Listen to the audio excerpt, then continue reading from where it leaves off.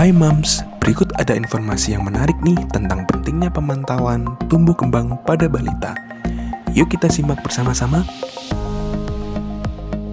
Yang pertama, kita harus mengetahui tentang keseimbangan zat gizi yang berpengaruh kepada balita terhadap pertumbuhan, perkembangan, kecerdasan, kesehatan, hingga aktivitas yang dilakukan. Selanjutnya, penting kita ketahui tentang gizi seimbang atau gizi baik, yang berarti asupan zat gizi dengan kebutuhan zat gizi pada balita itu sama sehingga berat badan balita normal.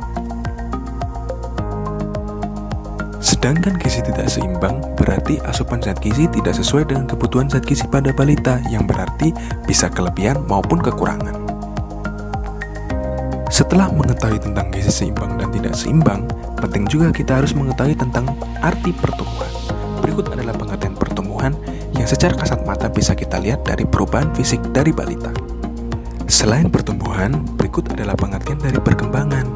Contoh yang dapat kita lihat pada balita yaitu seperti kegiatan berjalan, merangkak, dan lain sebagainya.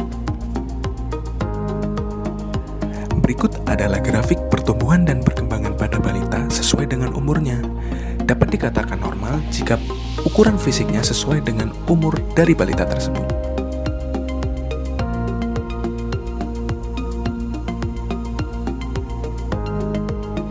Selanjutnya, ada perbedaan dari pertumbuhan dan perkembangan. Kalau pertumbuhan dapat kita lihat dari ukuran fisiknya, jika perkembangan dapat kita lihat dari kemampuan berdiri, berjalan, dan lain sebagainya. Selain perbedaan, pasti ada kesamaannya dong. Yang pertama, sama-sama mengikuti perkembangan waktu. Yang kedua, diketahui dari melakukan pemantauan. Dan yang ketiga, setiap anak pasti memiliki jalur pertumbuhan yang bervariasi. Dan selanjutnya, mari kita lihat perbedaan antara penimbangan bulanan dan pemantauan pertumbuhan. Nah, yang banyak terjadi pada umumnya biasanya hanya datang, daftar, timbang, dapat kue, lalu pulang. Seharusnya kita harus deteksi dini tumbuh kembang pada balita. Gimana caranya? Yuk kita lihat. Berikut adalah alur penimbangan bulanan balita yang biasanya terjadi di posyandu. Hal ini kurang tepat. Yang seharusnya dilakukan adalah datang ke posyandu, didaftar, ditimbang, lalu dicatat di KMS. Setelah dicatat, dinilai status pertumbuhannya apakah dia naik atau tidak, dan dilakukan penanganan sesuai dengan kondisi balita masing-masing. Nah, mengapa kita harus memantau pertumbuhan dan perkembangan balita? Karena agar kita dapat mengetahui apakah balita tersebut mengalami masalah atau tidak.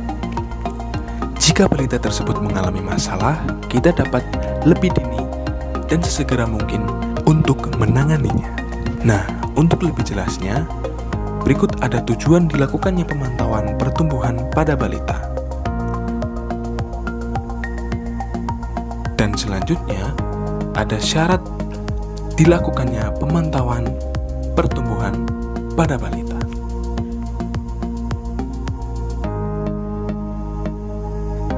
Selain tujuan dan syarat pemantauan pertumbuhan pada balita, Moms juga harus tahu nih tentang kenaikan berat badan minimum setiap umurnya. Check it out. Oh iya, ada yang terlewat nih tentang faktor yang mempengaruhi pertumbuhan pada balita, yaitu faktor umur, tinggi panjang badan, gizi dan kesehatan, dan faktor genetik. Jadi Moms, kesimpulannya adalah pertumbuhan dan perkembangan pada balita itu sangat penting karena berpengaruh pada kesehatan balita baik kini maupun nanti. Terima kasih yang sudah menonton, semoga informasi ini bermanfaat. Wassalamualaikum warahmatullahi wabarakatuh. Dadah.